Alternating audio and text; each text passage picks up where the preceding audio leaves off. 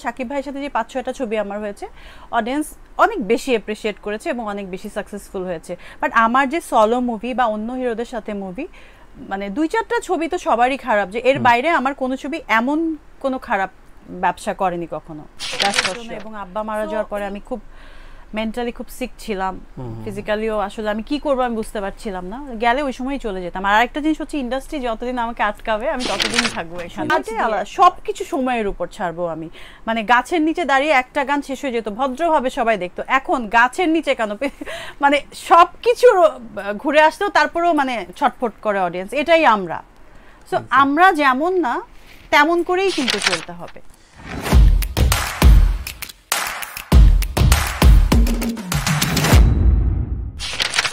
কথা বলবে এটা ঠিক, বাট অ্যাজ এ পার্সন আমাকে একটা নর্মাল লাইফস্টাইল যদি আমি বিলং করতে চাই, তাহলে যেহেতু আমি আর্টিস্ট, অডিয়েন্স আমাকে এই জায়গাটা দিয়েছে, ওই জায়গারও তো একটা ভ্যালু আছে।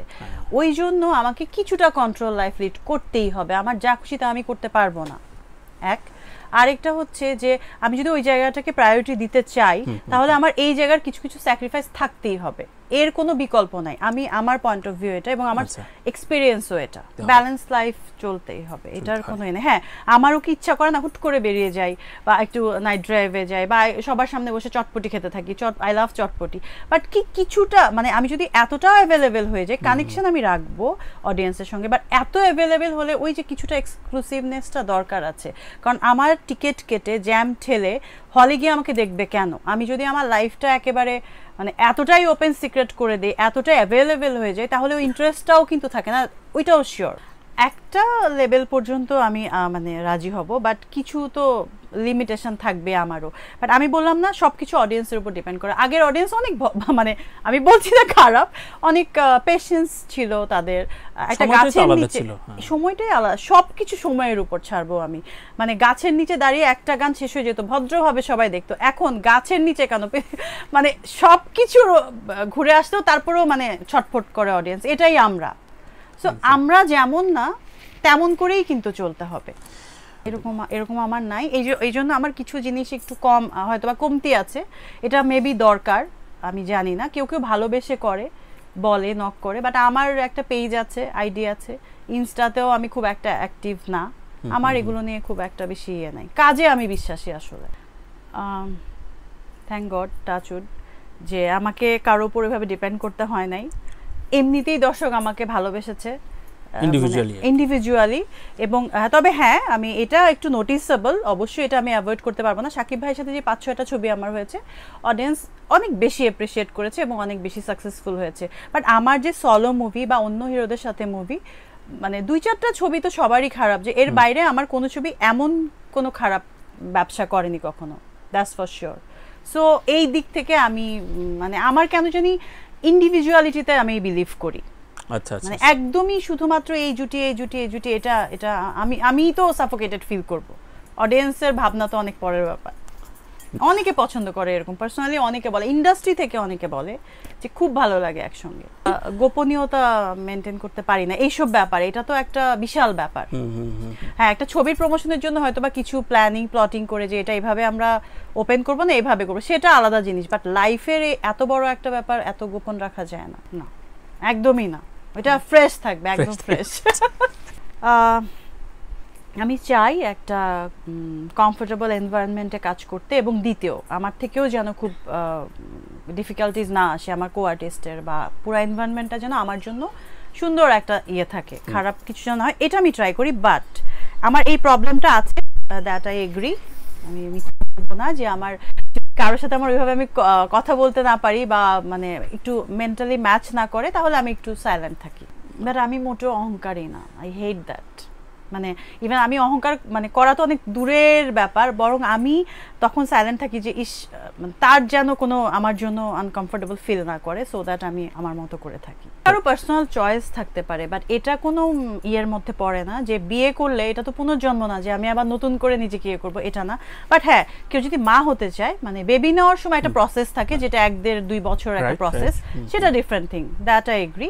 বাট বিয়ে করলে কেন সবকিছু চেঞ্জ হতে হবে? হ্যাঁ, মেবি 2 উইকসের একটা গ্যাপ থাকবে বা 1 মান্থ ম্যাক্সিমাম, তারপর তো যেমন লাইফ তেমনই। আমি গেলে আগেই বাবা মারা যাওয়ার সঙ্গে সঙ্গেই চলে যেতাম। আমার অনেক কঠিন ছিল কয়েকটা মাস, আমি যে কিছু সময় গ্যাপ ছিল না কোভিডের জন্য, এবং আব্বা মারা যাওয়ার পরে আমি খুব মেন্টালি খুব সিক ছিলাম, ফিজিক্যালিও আসলে আমি কি করবো আমি বুঝতে পারছিলাম না। গেলে ওই সময়ই চলে যেতাম। আর আরেকটা জিনিস হচ্ছে ইন্ডাস্ট্রি যতদিন আমাকে আটকাবে আমি ততদিনই থাকবো এখানে কাজ দিয়ে। কাজ আমার যত ইন্টারেস্টিং প্রজেক্ট আসবে আমি কখনো আমি এর ছাড়া কিছু, আমার বোন ডক্টর আর্কিওলজিস্ট, ওরা ওইখানে ওদের মতো একটা লাইফ লিড করে, বাট আমি এর বাইরে তো কিছু করতে পারি না। হ্যাঁ, যেগুলো বাইরে থেকে আসে এগুলো বলে এগুলো শেষ। ইভেন আমার এরকম অফার আছে যে 6 মাস আমি বাইরে থাকবো, 6 মাস এখানে কাজ করবো। সবাই বলে না আর্টিস্টের ক্রাইসিস আছে, আমি মনে করি তার থেকেও বেশি আমাদের টেকনিক্যাল সাপোর্টের ক্রাইসিস আছে।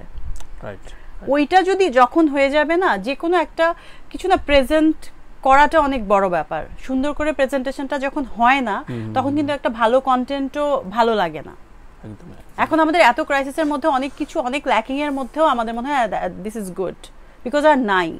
আমি এত সবার নাম তো আমার মনে নাই, বাট আমার কিছু কন্টেন্ট আমি দেখে, ভিকি জায়েদ নামে একজন আছে, যে ওর গল্পগুলো আমাকে খুব অ্যাট্রাক্ট করে, থ্রিলার টাইপের গল্পগুলো করে, খুব ভালো। মানে আমার মাথায় ওর নামটা ঘুরছে।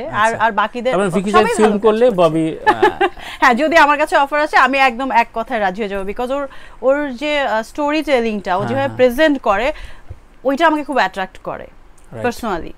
এই যে আমি হচ্ছে এরকম বললেই বিপদ না। সৈকতের কাজ আমার অনেক ভালো লাগে, সৈকত তো পলাশের কাজ ভালো লাগে, পলাশের কাজ করছি। আরো আছে এরকম, আমি যেমন সব আমাকে অ্যাকশনে খুব, দুইজন টোটালি দুই ট্র্যাকের মানুষ, দুই টাইপের মানুষের পয়েন্ট অফ ভিউ তো ডিফারেন্ট হবেই। আমি ওই যে আমি বলি না, আমাকে জিজ্ঞেস করে যে কোন আর্টিস্টের সঙ্গে কাজ করতে আনইজি লাগে বা ইজি লাগে, আমি বললাম না আমি গাছের সাথেও সুন্দর করে কাজ করতে পারবো। কিছু মানে কি আমি তেমন কিছু মানি না, বাট আমার মনে হয় যে একটুখানি ফিল্মের যারা আমরা কাজ করি আর্টিস্ট, মনে হয় একটুখানি এক্সক্লুসিভনেস কিছুটা রাখা উচিত, মানে একটা ফাইন লাইন থাকা উচিত। বাট আবার এটাও ঠিক এই সময় এসে যদি আমি একেবারে আড়ালে থাকি সেটাও আবার প্রবলেম। সো আমাকে একটু ব্যালেন্স করতেই হবে। এটাও বললে হবে না যে টিকটকের ব্যাপার অ্যাভেলেবেলও হওয়া যাবে না, বাট আবার কিছুই যদি আমি না করি সেটাও আবার ঝামেলা, যেটা আমি আগে একটু কম করতাম। এত মুভি করতাম, কাজে খুব বিজি থাকতাম বা কিছু। এখনকার যে সময় সেটাতে আসলে কানেকশন কিছু তো থাকতে হবে অডিয়েন্সের সাথে। এবং এখন আমি বলবো যে অডিয়েন্স সবসময় অনেক স্মার্ট যুগের সাথে।